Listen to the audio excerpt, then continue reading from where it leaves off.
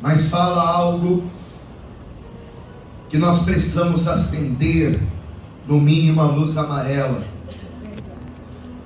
Porque no meio dessa palavra que nós acabamos de ler, no verso 18, está escrito que Deus usa de benignidade com milhares. E nós ouvimos alguns dos milhares de testemunhos que Deus está proporcionando na vida do povo todos os dias. Então Deus usa de benignidade com milhares. Mas veja só: e tornas a maldade dos pais ao seio dos filhos. Quer dizer que por causa do erro de um pai, por causa do erro de uma mãe, de repente o filho pode acabar sofrendo junto. E alguém pode até dizer: ah, pastor, eu não acredito nessas coisas. Mas dentro de uma casa é como se toda a família estivesse dentro de um barco. E se o lado de uma pessoa o barco furar, o barco todo acaba afundando. É verdade ou não é? É por isso que uma vez uma mulher vai dizer: Senhor, tenha misericórdia de mim, porque a minha filha está endemoniada. Ela não está dizendo que tenha misericórdia da minha filha, ela diz: eu não aguento mais essa situação, porque o barco está afundando. E quando nós olhamos à luz da palavra, nós vamos ver que diversos lares, por causa do pecado, por causa da desobediência à palavra de Deus, por causa do esfriamento espiritual, vários lares acabaram ficando debaixo da maldição. Mesmo que o erro tenha sido dos pais, os filhos acabaram pagando o preço também. Era o primeiro exemplo? A primeira família que existiu. A primeira família, Adão e Eva, qual era o lugar onde eles viviam? Jardim do Éden. Um lugar que era um verdadeiro paraíso. Onde era para os seus filhos nascerem, crescerem, criarem os seus novos filhos, os netos de Adão e Eva? Onde era para a família crescer? No Jardim do Éden. Mas por causa do erro do Adão, por causa do pecado da Eva, não apenas Adão pagou o preço, mas os seus filhos também não puderam desfrutar do Jardim do Éden. Quem está entendendo isso, diga amém. Amém. Diz a palavra no livro de Gênesis, se você quiser, você pode acompanhar comigo. Em Gênesis capítulo 3, no versículo de número 22.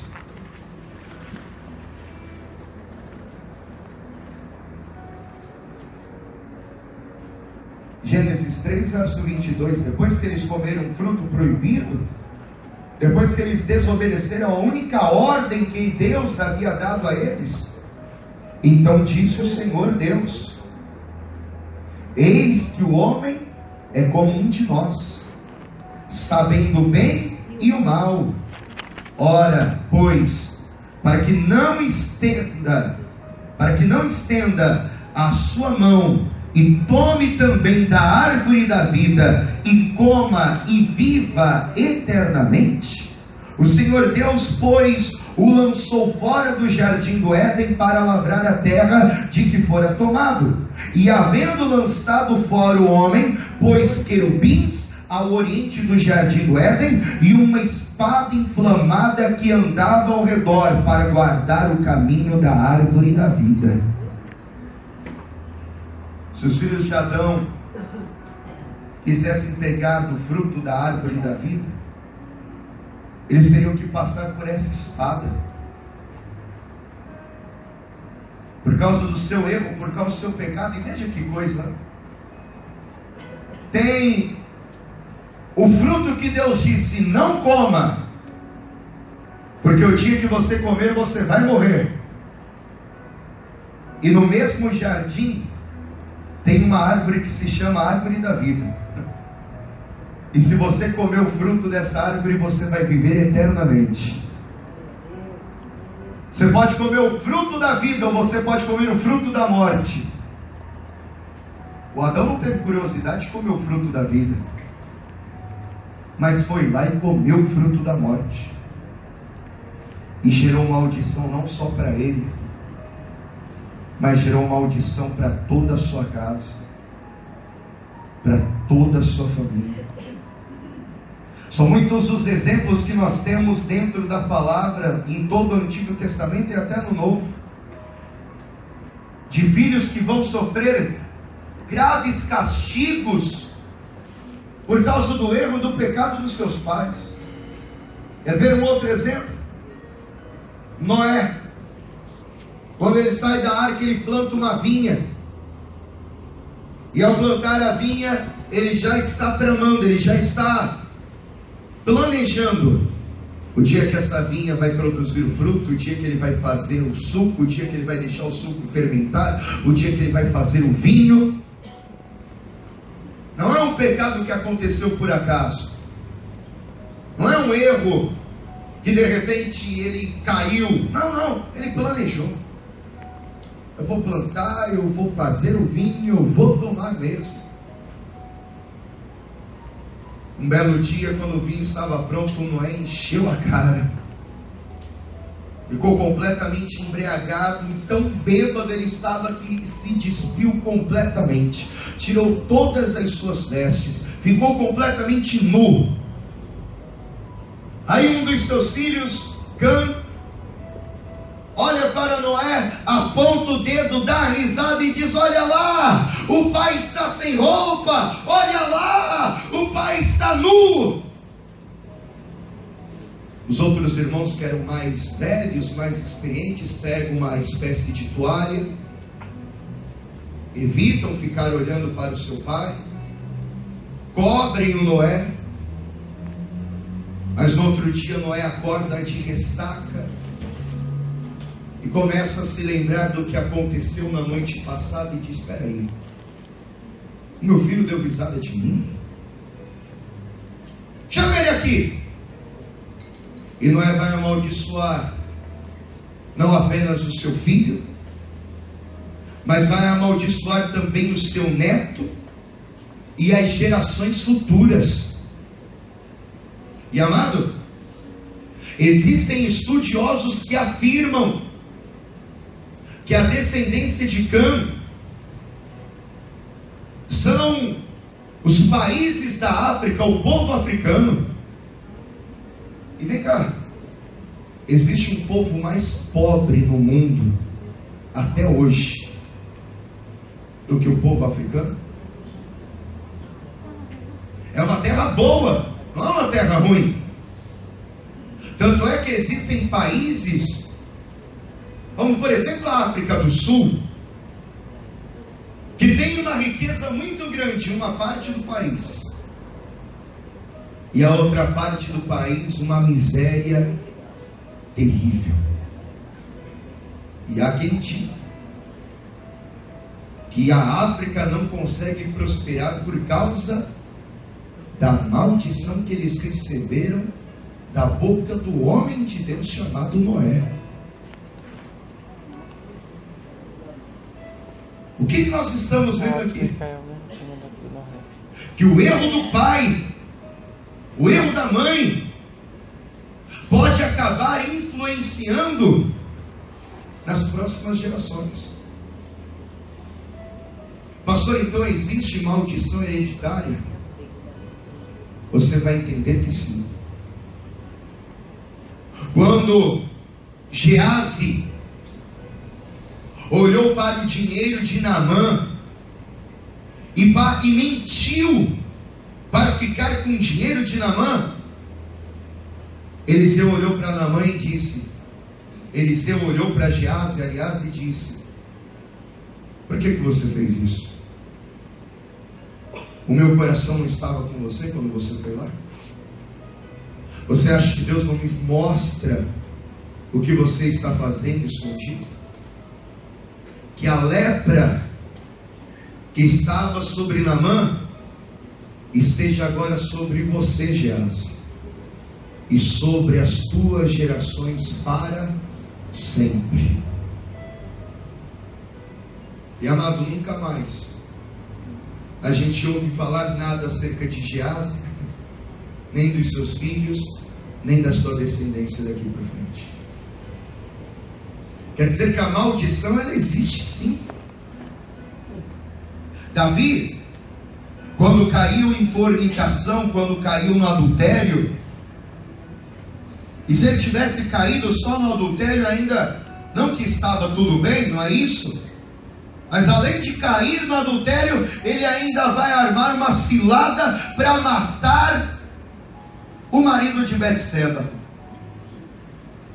Mas é um pecado atrás do outro, um abismo atraindo outro abismo.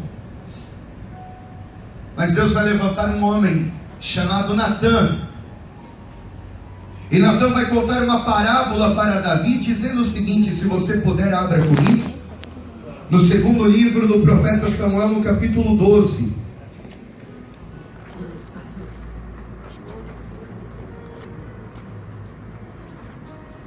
Versículo 1. Samuel quanto? 12. Na primeira ou segunda? É, primeiro. Segundo. É segundo. Segundo livro do profeta Samuel, capítulo 12, verso 1. Está escrito assim: e o Senhor enviou Natã a Davi. E entrando ele a Davi, disse: havia numa cidade 2 homens, um rico e outro pobre. O rico tinha muitíssimas ovelhas e vacas, mas o pobre não tinha coisa nenhuma, senão uma pequena cordeira que comprara e criara. E ela havia crescido com ele e com os seus filhos igualmente. Do seu bocado comia, do seu copo bebia, e dormia em seu regaço e a tinha como filha. Verso 4. E vindo um viajante ao homem rico, deixou este de tomar das suas ovelhas e das suas vacas para guisar para o viajante que viera a ele. E tomou a cordeira do homem pobre e a preparou para o homem que viera a ele. Então o furor de Davi se acendeu em grande maneira contra aquele homem e disse a Natã: vive o Senhor, que digno de morte é o homem que fez isso, e pela cordeira tornará a dar o quadruplicado, porque fez tal coisa e porque não se compadeceu. Natã contou essa parábola. Davi ficou furioso, deu essa resposta dizendo: quem pegou a cordeira do pobre tem que morrer, tem que pagar 4 vezes mais. E depois que ele disse tudo isso, Natã olhou nos olhos de Davi e disse: pois é, Davi, você é esse homem rico, porque você é o rei de Israel, você tem tudo que você quiser nas suas mãos, e você foi lá e se deitou com a mulher de Urias, fez um filho nela, armou uma estratégia para que Urias morresse. Davi, você é este homem da parábola. Foi Davi quem disse que o pecador teria que pagar 4 vezes mais, e Davi vai ter que pagar o preço agora.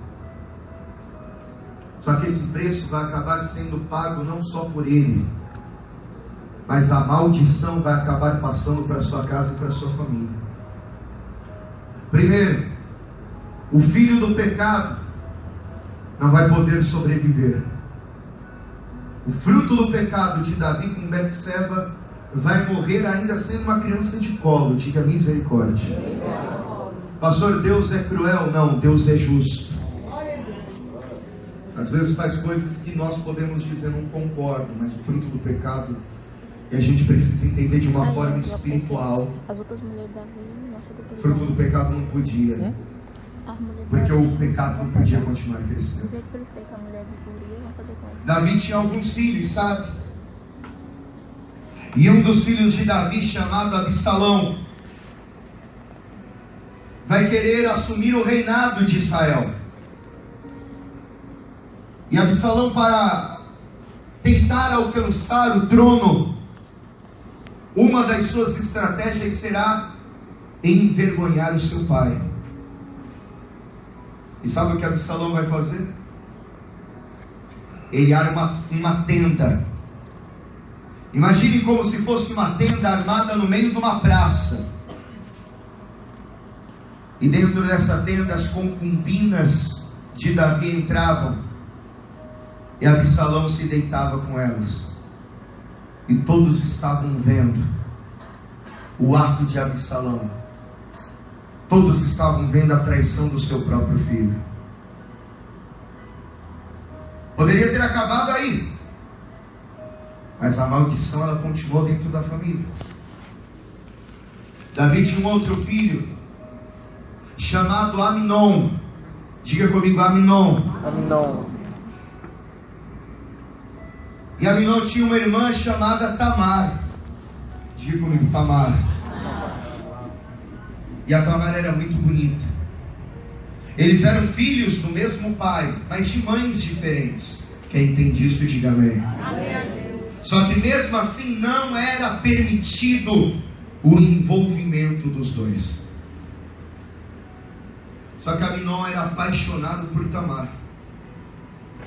E ele queria de qualquer maneira deitar-se com ela. Mas ela era sua irmã. E isso não era permitido. Alguém vai dar um conselho para Aminon, dizendo: Aminon, finja que você está doente. Fique na cama. Quando alguém vier trazer alimento, você vai dizer: não, não quero você não. Eu quero que a minha irmã traga o alimento para mim. Quando a Tamar entrou no quarto, levando um guisado na sopa, para que ele se alimentasse e recuperasse as forças, Aminon pediu para que todos os outros saíssem do quarto, e ela, inocente, não sabia o que estava para acontecer. Quando a porta se fechou, Aminon se levanta e a pega à força. Diz a palavra que ela ainda vai dizer: não, não faça isso, não faça isso. Não vou entrar em muitos detalhes, porque você já entendeu o recado, amém, irmãos? O problema é que depois do ato, a Tamar está lá toda acabada, jogada no chão, e o Aminon a despreza completamente. Além de fazer algo à força, depois do ato ele ainda a despreza, a humilha. Só que sabe quem é que amava a Tamar como irmã de verdade? O Absalão. Olha a confusão que está essa família. O Absalão fica sabendo do fato. Espera 2 anos. Quanto tempo eu disse? 2 anos. Nesses 2 anos ele nem olha direto para Aminon. 2 anos depois, o Absalão chama o Aminon e diz: irmão, vamos sair numa caçada. Eles achando que era só um passeio de irmãos, o Absalão vai se vingar e vai matar o seu próprio irmão Aminon. Olha a confusão que está essa casa. Olha a confusão que está essa família. Você acha que acabou aí? Diz a palavra que Absalão está caminhando num jumento, montado no jumento, no meio do bosque. O jumento passa debaixo de uma árvore e Absalão fica enganchado nos galhos. Ele tenta descer, mas não consegue. Um jovem sai correndo para avisar os soldados de Davi. E um dos soldados de Davi pega 3 dardos inflamados e atira em Absalão. E ele morre. Será que existe maldição hereditária? Será que por causa do erro do pai, o filho acaba sofrendo também? Porque o que eu estou te dizendo está tudo aqui dentro da palavra. Abra comigo, por favor, em Números capítulo 14. Números capítulo 14.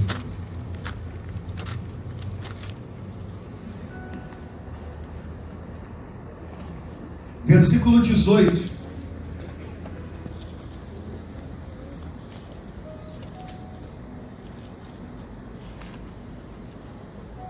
Números 14, verso 18. Quem achou, diga amém. Amém. O Senhor é longânimo e grande em beneficência, que perdoa a iniquidade e a transgressão. Diga isso, que perdoa. Amém, irmãos? Agora veja a continuação. Que o culpado não tem por inocente, e visita a iniquidade dos pais sobre os filhos, até a terceira e quarta geração. Diga misericórdia.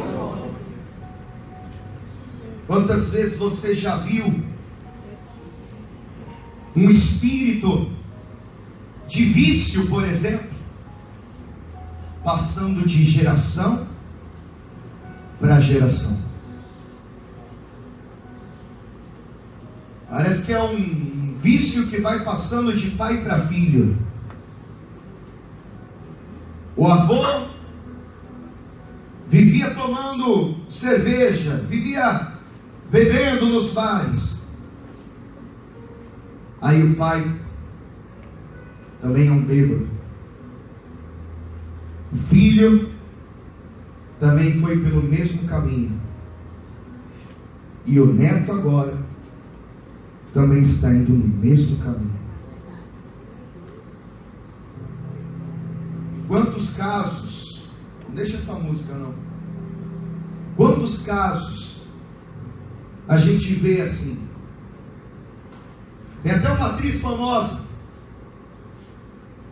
que a sua família tinha um histórico de câncer no seio, e para não correr risco, não que ela tivesse, mas para não correr risco, ela preferiu passar pela cirurgia logo. Casos, quando você chega no próprio hospital, no médico, o médico pergunta: tem caso de hepatite na família? É verdade, não é? É uma doença específica na família? E aí, se você disser que sim, ele diz: porque então você tem tantos porcentos de chances de desenvolver também essa enfermidade, de desenvolver também essa maldição. Tem famílias que você olha e você vê um histórico dentro da família de tristeza, de depressão. Você vê um primo em depressão, uma prima em depressão. Tem famílias que você olha e diz assim: pastor, o histórico dessa família é de pobreza, é de fracasso, porque ninguém consegue conquistar nada. Um ou outro que consegue se tornar alguém na vida, que consegue ser bem sucedido, mas a maioria ninguém consegue conquistar nada. É um espírito de fracasso. E se for olhar, vai ver que esse fracasso está vindo já desde lá atrás. Quem está entendendo isso, diga amém. Tem famílias, amado, que tem histórico hoje de separação, de divórcio. Aí alguém vai dizer: pastor, mas o histórico de separação tem aumentado nos últimos anos. Porque nos últimos anos as mulheres apanhavam caladas. Um histórico de um casamento destruído, de uma família destruída. Não separava não, porque eu apanhava calada. E quando vai ver, parece que essa semente está passando de geração em geração. Parece que é só coisa ruim, né? Famílias que você olha e você diz assim: isso aí não é uma família, isso é uma quadrilha. Porque um está preso, o outro está roubando, o outro está vendendo drogas, traficando, o outro é só usuário, mas é usuário, está envolvido também. Você olha e fala: isso é uma família, isso é uma verdadeira quadrilha. É verdade ou não é? Você acha que a maldição começou com Davi? Com o erro de Davi? Começou antes. Eu li para você aqui em Números que o Senhor é longânimo e grande em misericórdia, que perdoa a iniquidade e a transgressão. Davi, ele viu o histórico de maldição que a sua família vinha, e ele percebeu que a sua família iria continuar debaixo da maldição. Ele entendeu essa palavra. Ele disse: o Senhor, Ele pode até visitar a iniquidade dos pais sobre os filhos até a terceira e a quarta geração. Isso é verdade. Mas Ele é grande em benignidade. Ele perdoa. E Ele vai perdoar os meus erros.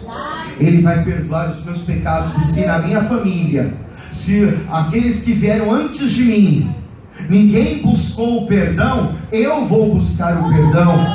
E através da minha vida, todo histórico de maldição será quebrado. Olha como o histórico de maldição não começou com Davi, porque ele vai orar pedindo perdão no Salmo 51. Abra comigo, por favor, Salmo 51, se você pode. Enquanto ele está orando, pedindo perdão, ele nos revela que a maldição começou antes dele. Salmo 51, verso 1.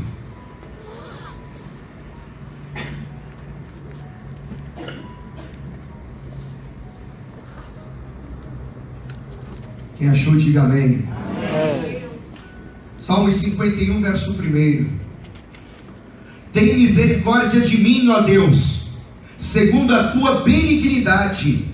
Apaga as minhas transgressões segundo a multidão das tuas misericórdias. Lava-me completamente da minha iniquidade e purifica-me do meu pecado, porque eu conheço as minhas transgressões e o meu pecado está sempre diante de mim. Contra ti somente pequei e fiz o que a teus olhos é mal, para que sejas justificado quando falares e puro quando julgares. Versículo 5, preste atenção. Eis que em iniquidade fui formado, e em pecado me concebeu minha mãe. Eu te pergunto: é pecado o marido se deitar com a sua esposa? É pecado? Não, me responde: é pecado sim ou não? Não! O que é pecado? A fornicação, a traição, o adultério. E quando ele diz: em pecado me concebeu minha mãe, o que ele está dizendo? Minha mãe caiu no adultério. Minha família nasceu assim.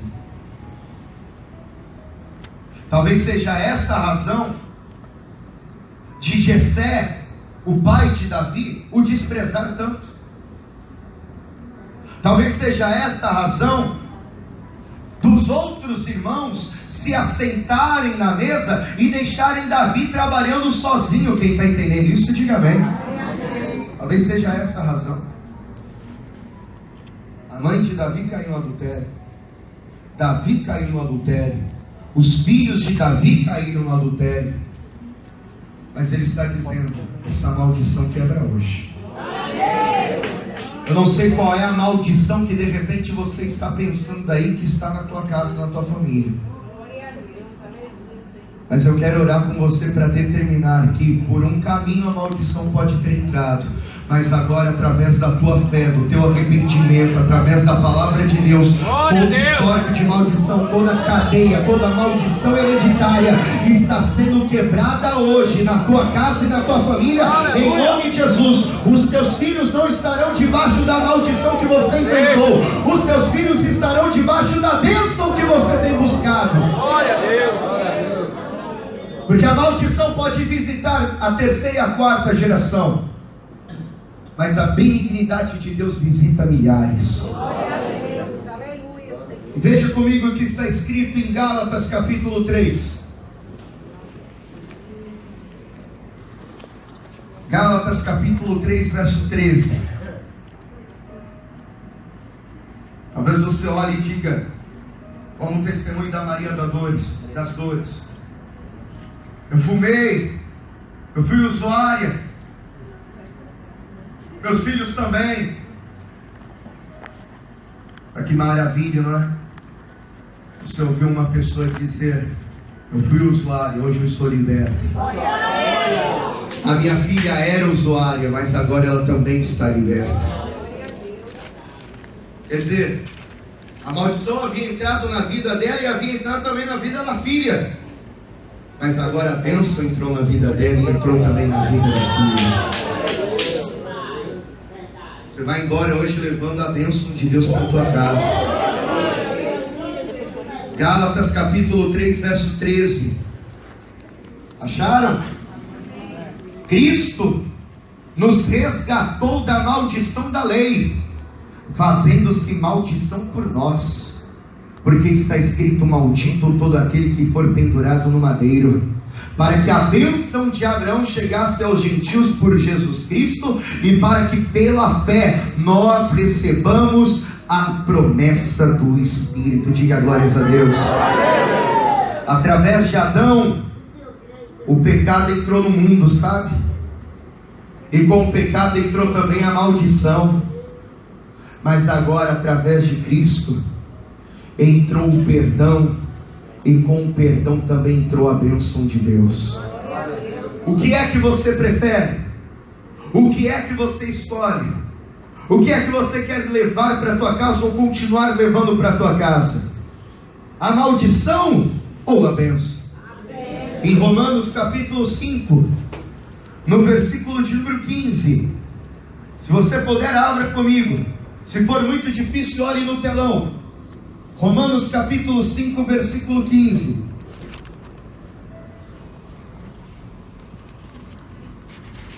Está escrito assim: mas não é assim o dom gratuito como a ofensa.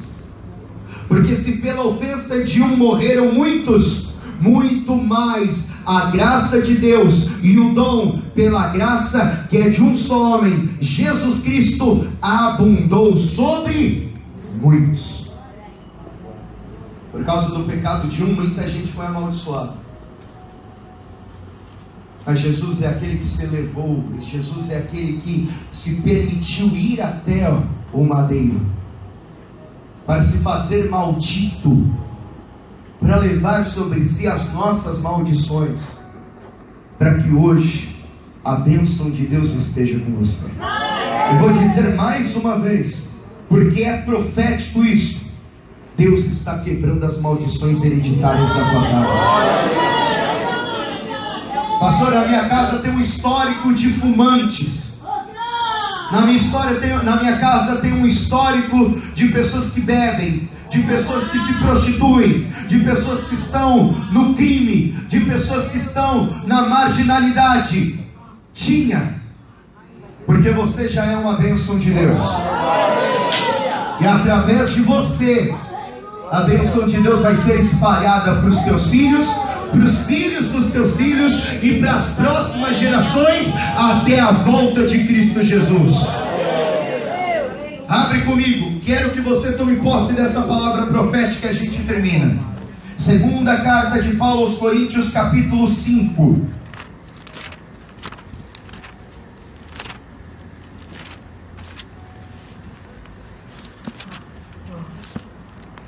Versículo de número 17. 2 Coríntios capítulo 5, verso 17. Quem está comigo, diga amém. Amém. Assim que, se alguém está em Cristo, alguém aqui está em Cristo Jesus? Nova criatura é. As coisas velhas, as maldições velhas já passaram, eis que tudo se fez novo. E tudo isso provém de Deus, que nos reconciliou consigo mesmo por Jesus Cristo e nos deu o ministério da reconciliação. Eu só vou continuar lendo. Isto é, Deus estava em Cristo, reconciliando consigo o mundo, não lhes imputando os seus pecados, e pôs em nós a palavra da reconciliação. De sorte que somos embaixadores da parte de Cristo. Diga isso: eu sou um embaixador da parte de Cristo. Diga isso: eu sou um representante de Deus nesta terra. Você é um representante de Deus. A tua vida representa a bênção de Deus. Amém, amados? Deus vai usar a vida de Ezequiel para dizer que nunca mais um ditado será contado em Israel. Que ditado? Os pais comeram as uvas e os filhos nasceram com os dentes verdes. Nunca mais esse ditado será contado em Israel. Porque Jesus vai dizer, aliás, o próprio Deus vai dizer em Ezequiel: pois a alma que pecar, esta morrerá. Em outras palavras, ele está dizendo: a salvação, ela é individual. Se coloque em pé, por favor. Você pode olhar para a tua casa e para a tua família, e você pode, de repente, algumas vezes você pode ter feito isso. Você pode ter dito: eu sou assim porque o meu pai foi assim. Eu sou assim porque minha mãe foi assim. Eu trato os meus filhos dessa maneira porque os meus pais me trataram dessa maneira. De repente você mesmo acaba usando isso como uma esmola, como uma muleta, e acaba dizendo: a culpa é dos meus pais, dos ensinamentos que eu tive. Nós não estamos aqui procurando encontrar culpados. Você pode olhar e falar: a culpa é do meu pai, a culpa é do meu avô, a culpa é do Davi, a culpa é do Adão. Nós não estamos aqui para procurar culpados. Nós estamos aqui para procurar a solução. Jesus é a solução para mudar a tua história. Jesus é a solução para mudar a história da tua casa e da tua família. O que passou já foi. Só Jesus pode fazer tudo novo. E se você ainda não entregou sua vida a Jesus, se você ainda não recebeu Jesus como teu único, suficiente, exclusivo e eterno Senhor e Salvador, deixa as coisas velhas para trás. Entrega o teu caminho ao Senhor hoje. Entrega a tua vida a Jesus agora. Você que quer receber Jesus Cristo como único, suficiente, exclusivo, eterno Senhor e Salvador, sem medo e sem vergonha, junto com a minha mão, levante a sua mão bem alta e diga: eu quero entregar a minha vida a Jesus. Eu quero recebê-lo como meu Senhor e como meu Salvador. Se há alguém sem medo, sem vergonha, levante a mão bem alta e nós vamos orar por ele. Glória a Deus! Então vem cá. Aleluia! Ô glória! Agora que ela vai chorar mesmo. Oh, glória! Tudo bem? Amém. Parabéns, viu? Melhor decisão que vocês tomam. Parabéns. Fica aqui na frente, nós já vamos orar. Pastor, eu também quero entregar a minha vida a Jesus. Ou talvez você me diga: pastor, eu quero muito entregar a vida a Jesus. Ou você diga: pastor, eu preciso, eu quero, eu necessito voltar para a casa do Pai. Vamos aplaudir a Jesus pelas vidas que estão vindo.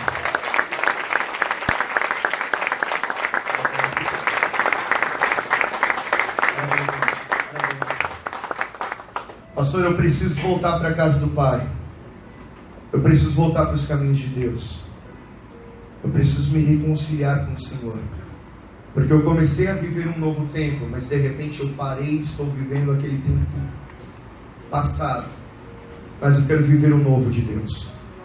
Se você estava afastado, afastada, fraco, fraco, e quer voltar para a casa do Pai, sem medo, sem vergonha, levante a sua mão bem alta e nós vamos orar por você também. Pastor, eu preciso voltar para a casa de Deus. Se há alguém, levante a sua mão comigo que eu quero orar por você.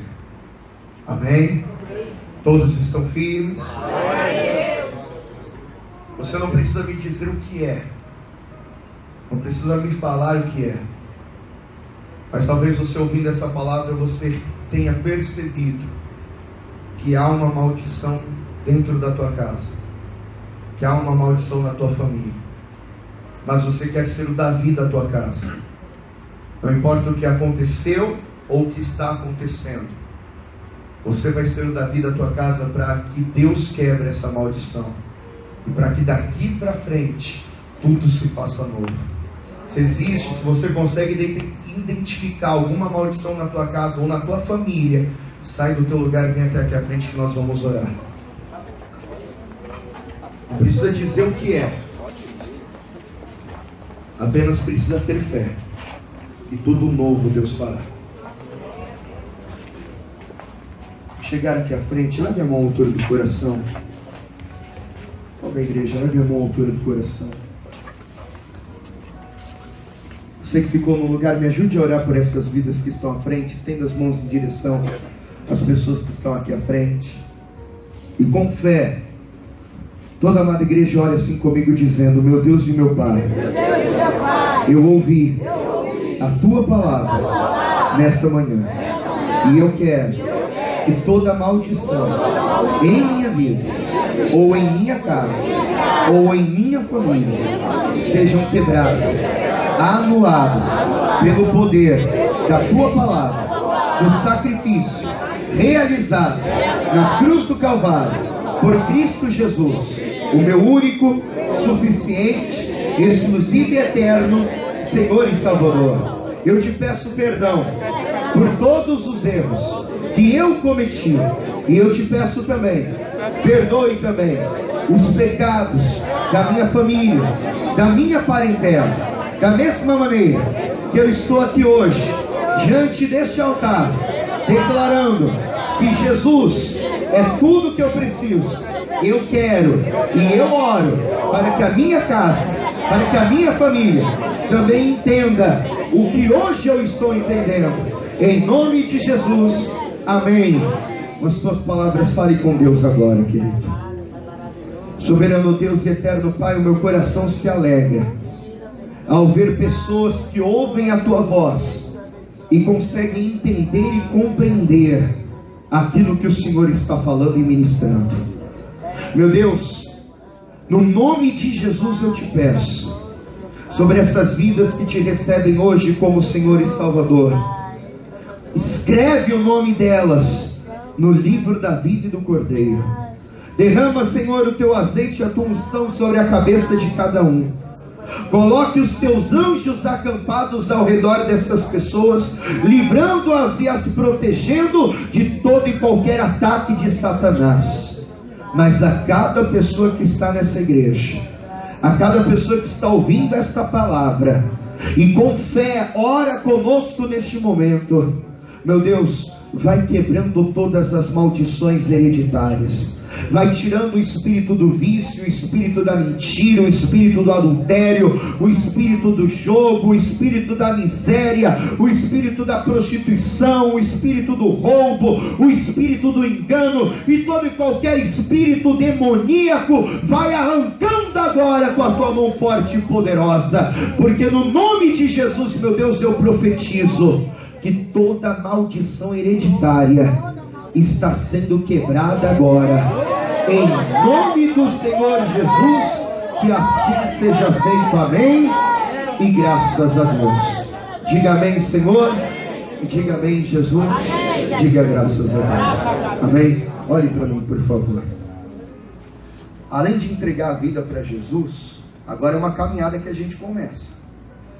O apóstolo Paulo, ele diz que a nossa vida com Cristo é como se fosse uma corrida. E se é uma corrida, eu tenho que entender o seguinte: tem a faixa de vencedor lá na frente. O meu adversário só vai me alcançar se eu parar. Eu quero que você entenda isso. Você que é batizado e você que não é. Você está correndo. O teu adversário só te alcança se você para. Quem entende isso, diga amém. Amém. É por isso que eu não posso parar. Já entregou a vida para Jesus hoje? Entrega o estudo para eles. Isso é um estudo porque eu devo ser batizado. Tem mais alguém aqui que ainda não é batizado nas águas depois de adulto? O irmão já é batizado depois de adulto? Já? Tem mais alguém que não é batizado ainda? Já é batizado? O irmão já é? O que eu quero que você faça? Eu quero que você leve para casa, que você estude. No final da reunião, o evangelista, ele vai procurar vocês, leva eles lá para tomar um cafezinho. Já pede para deixar o café lá no jeito, uns biscoitos. Ele vai levar vocês para tomar um cafezinho. São 2 minutinhos para falar acerca da importância do batismo, pegar os dados de vocês para a gente orar. Pode ficar tranquilo que a gente não vai ficar perturbando vocês, não. É para orar por vocês. A gente pode orar por vocês? E se vocês precisarem de ajuda, eu quero que vocês saibam disso. Nós temos 2 ouvidos para ouvir mesmo. Amém? Mas leve o estudo, medite, estude. E no dia 8 de setembro, nós vamos ter o grande batismo. Aqui, ó, é uma piscina. O batismo é aqui mesmo na igreja. Nós vamos ter o grande batismo aqui. Você é o nosso convidado para participar desse batismo e seguir nessa caminhada com Cristo daqui para frente. Amém? Porque no lugar da maldição já entrou a bênção. Amém? Pode voltar para o lugar. Vamos aplaudir bem forte a Jesus.